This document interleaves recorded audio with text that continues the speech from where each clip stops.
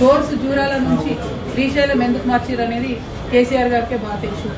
అట్లా కాకుండా ఈ బబుల్ షూటర్స్ గా చెప్పుకునేటటువంటి వాళ్లకు డిప్యూటీ ఫ్లోర్ లీడర్ పదవులు ఇచ్చి మరి వారితో జవాబు చెప్పిద్దామంటే ప్రజలకైతే విషయం అర్థం కాదు, మ్యాటర్ పోదు.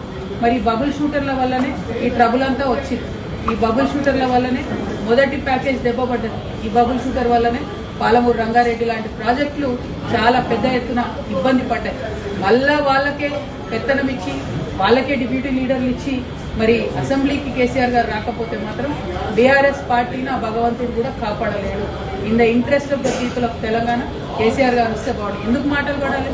తెలంగాణ ఉద్యమంతో సంబంధం లేనటువంటి వ్యక్తులు, ఏదో అనుకోకుండా అందలం ఎక్కినటువంటి వ్యక్తులతోని కేసీఆర్ గారు మాటలు పడే అగత్యం రాకూడదని ఒక బిడ్డగా నేను చెప్తా ఉన్నాను. అది పక్కన పెడితే రాజకీయంగా ఈ 2 సంవత్సరాల్లో అధికారంలో కాంగ్రెస్ కూడా ఒక్క ఎకరానికి కూడా పాలమూరులో అదనంగా నీళ్లు ఇవ్వలేదు. ముఖ్యమంత్రి గారు నిన్న ప్రెస్ మీట్ పెట్టి చాలా మాటలు మాట్లాడిండ్రు, చాలా ప్రగల్భాలు పలికిండ్రు. నిజంగా మీరు పాలమూరు బిడ్డ అయి ఉంటే సరే, పాలమూరు రంగారెడ్డికి రకరకాల లీగల్ కాంప్లికేషన్స్ ఉండొచ్చు, కానీ బీమాకి ఏమైంది, నెట్టెంపాడికి ఏమైంది, మీరు ఎందుకు వాటి మీద దృష్టి పెట్టలేకపోయారు? అదేవిధంగా తుమ్మిళ్ళకి ఏమైంది, కల్వకుర్తికి ఏమైంది? ఇవాళ మొత్తం ఫుల్ వాటర్ వస్తా ఉన్నాయా? కల్వకుర్తిలో 2 మోటార్లు రిపేర్ ఉంటే ఇంతవరకు ఎందుకు రేవంత్ రెడ్డి గారు ఒక్క అడుగు ముందుకేసి ₹1 దానికి ఇవ్వలేదు? బీమా హాఫ్ కెపాసిటీకి అలా సప్లై చేస్తూ ఉంటే ఎందుకోసం ముఖ్యమంత్రి గారు దాని మీద మాట్లాడతారు? ఎట్టెంపాడు మేము డైరెక్ట్ గా రిజర్వాయర్లు అన్ని చూసి వచ్చినాం. 4 TMC రిజర్వాయర్ అన్న కాడ 2 TMC కూడా నీళ్లు లేవు.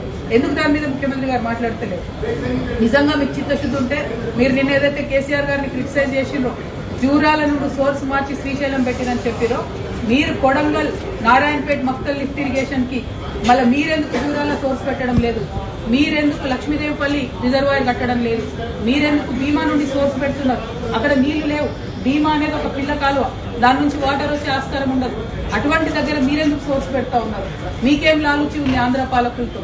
ఆంధ్రాలో చంద్రబాబు నాయుడు గారు ఉన్నా, జగన్మోహన్ రెడ్డి గారు ఉన్నా, వాళ్ళు మన నీటిని దోచుకొని పోయే ప్రయత్నమే చేస్తున్నారు. ఆ రాజకీయాన్ని పక్కన పెట్టి ప్రాంత ప్రయోజనాలను ఏవైతే ఆంధ్ర నాయకులు కలిసి కాపాడుకుంటున్నారో మన తెలంగాణలో చిత్తశుద్ధి లోపించింది. ఇవాళ మేడిగడ్డను 2 ఏళ్లు ఎండబెట్టిన తర్వాత రేవంత్ రెడ్డి గారికి జ్ఞానోదయమై ఇప్పుడు టెండర్లు పిలిచి ఇప్పుడు బాగు చేస్తున్నారు. లక్షల ఎకరాలు 2 ఏళ్లలో ఎండబెట్టిన మీరు ఆ రైతన్నల కడుపు కోత మీకు కొట్టకుండా పోదు.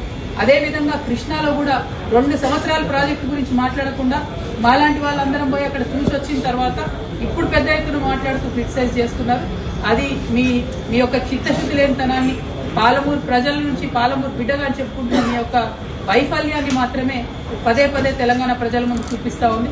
నేను ఇవాళ డిమాండ్ చేసేది ఒకటే, ఏ ప్రాజెక్ట్ అయినా సరే రాజకీయాలకు అతీతంగా ముందుకెళ్లాలి, ప్రజా ప్రయోజనాన్ని కాపాడాలి. అది కాపాడే విధంగా ముందుకు పోవాలి తప్ప ప్రతి ఒక్కదాన్ని రాజకీయంతో ముడిపెట్టి ప్రాజెక్టు నాపితే ఏదో ప్రతిపక్షాలను బదనం చేయొచ్చు అనే ప్రయత్నం కరెక్ట్ కాదు. ఇప్పటికైనా పాలమూరు రంగారెడ్డి ఇంటేక్ సోర్స్ మార్చండి, మార్చినటువంటి దాంతో పనులు చేయండి. అయినా ఒక్క మాట నేను అడుగుతా ఉన్న తెలంగాణ ప్రజలు కూడా గట్టిగా ఆలోచన చేసుకోవాలి. ముఖ్యమంత్రి గారు ఒక మాట చెప్పారు, నిన్న పాలమూరు రంగారెడ్డి మీద మొత్తం NGT స్టే ఇచ్చిందని చెప్పారు. రాయలసీమ లిఫ్ట్ ఇరిగేషన్ మీద స్టే లేదా అండి? వాళ్ళు పనులు చేసుకోలేదా వాళ్ళ భూభాగంలో? పోతిరెడ్డిపాడు మీద స్టే లేకుండానా? వాళ్ళు పనులు చేసుకోలేదా వాళ్ళ భూభాగంలో? మరి మీరు 2 సంవత్సరాల నుంచి 27,000 ల్యాండ్ అక్వైర్ అయి ఉంటే కూడా ఒక్క కాలువ కూడా ఎందుకు తవ్వలేదు? మీ డిప్యూటీ సీఎం గారి దగ్గర, ఫైనాన్స్ మినిస్టర్ గారి దగ్గర 12,000 ఫైళ్లు పెండింగ్ ఉన్నాయి. అందులో పాలమూరు రంగారెడ్డి ఇరిగేషన్ సంబంధించిన ఫైళ్లు, GST యాడ్ అయిన ఫైళ్లు కూడా పెండింగ్ ఉన్నాయి. అందుకే ఒక్క కాంట్రాక్టర్ కూడా ఒక్క తట్టెడు మట్టి కూడా దవ్వుతలేడు. మీ వైఫల్యాన్ని కప్పిపుచ్చుకోవడానికి మీరు కేసీఆర్ గారిను ప్రతిపక్షాలను తిడతామంటే ఇవాళ ఎడ్డి గుడ్డి తెలంగాణ కాదు, ప్రతి ఒక్కటి తెలిసిన తెలంగాణ. ప్రజలందరికీ వాస్తవాలు తెలుసు, తెలిసేటట్టుగా చెప్పడానికి తెలంగాణ జాగృతి బయలుదేరింది, జనం బాట పట్టింది. అందుకే ఇవాళ మీరందరూ కూడా అసెంబ్లీ పెట్టారు. ఎవరి కోసం పెట్టింది అసెంబ్లీ? మీరు పెట్టి మీరు బీఆర్ఎస్ తిట్టా, బీఆర్ఎస్ మిమ్మల్ని